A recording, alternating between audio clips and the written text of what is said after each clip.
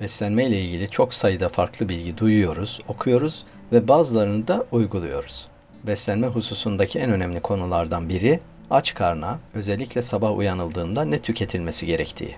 Aç karna tüketilmemesi gereken besinlerin neler olduğunu biliyor musunuz? Bazı besinleri aç karna tükettiğinizde faydadan çok zarar verebiliyor. Doğadaki Sağlık ekibi aç karna yenmemesi gereken besinleri sizler için araştırdı ve bu videoyu hazırladı.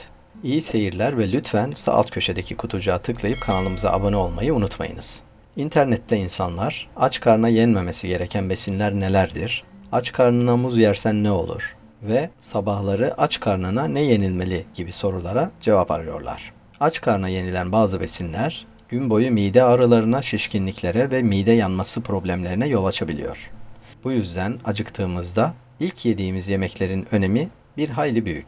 Hem mideyi yormamak hem de günü keyifli bir şekilde tamamlamak için açken asla yememeniz gereken besinleri bilmek çok önemli.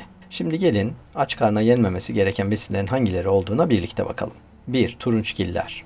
Turunçgiller özellikle portakal, limon, greyfurt ve mandalina gibi turuncu meyveler asit açısından çok zengindir. Bu meyveleri aç karna tüketmek ise reflü, gastrit ve alerjik reaksiyonlara sebebiyet verebilir.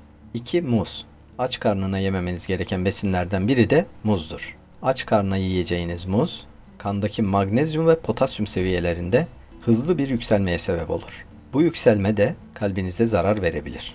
3. Ananas. Ananasta bol miktarda bromelain enzimi bulunmaktadır. Bu enzim nedeniyle aç karnına ananas tüketildiğinde sindirim sorunlarına ve mide yanmasına neden olabilir.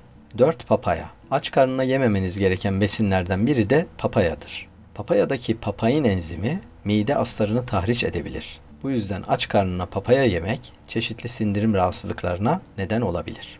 5. Karpuz. Karpuz da aç karnına tüketilmemesi gereken bir meyvedir. Karpuzu aç karnına tüketmek, yüksek su içermesi nedeniyle şişkinlik ve gaza neden olabiliyor. 6. Domates. Domatesi aç karnına yememeye özen göstermeniz gerekiyor. Kahvaltı sofralarımızın vazgeçilmezi domates, yüksek miktarda tannik asit içerir. Domatesi aç karnına tüketmek, midenin asit seviyesini arttırır. Bu da gastrite neden olabilir. 7. Armut. Armut, lif oranı en yüksek meyvelerden biridir. Yüksek lif oranı ile çok sağlıklı olsa da, armut aç karnına tüketildiğinde bu lifler midedeki mukozaya zarar verebiliyor. Ayrıca midede şişkinliğe ve gaza neden olabiliyor. 8. Üzüm. Üzümde bol miktarda doğal şeker bulunmaktadır. Bu yüzden üzüm aç karnına yendiğinde kan şekeri seviyelerinde ani bir artışa neden olabilir. 9. Elma. Hepimizin severek tükettiği elma da aç karnına yememeniz gereken besinlerden biridir. Aç karnına elma yemek, yüksek lif içeriği nedeniyle hazımsızlığa ve rahatsızlığa neden olabilir. 10. Şeker ve şekerli yiyecekler. Şeker ve şekerli gıdalar aç karnına tüketildiğinde kan şekerini aniden yükseltebilir. Bu durum bir süre sonra diyabete bile sebep olabilir. 11. Asitli soğuk içecekler. Asitli içecekler aç ya da tok zaten mide için çok zararlıdır. Bir de aç karnına tüketilince bu zararlar kat kat artmaktadır. Aç karnına tüketilen asitli içecekler mukus dokularına zarar verir ve mideye giden kan akışını azaltır. Bu da sindirim sistemini yavaşlatır. 12. Kahve.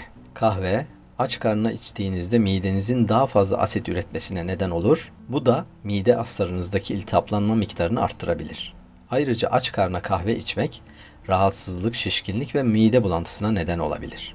Aç karnına tüketilmemesi gereken bazı besinleri anlattık. Sizlerden son olarak kanalımıza abone olmanızı ve videomuzu beğendiyseniz sosyal medya hesaplarınızdan arkadaşlarınızla paylaşmanızı rica ediyoruz. Güzel gülücüklerle dolu, mutlu ve sağlıklı günler dileriz. Ekranda gördüğünüz, ilginizi çekebilecek diğer videolarımızı da izlemeyi ihmal etmeyiniz.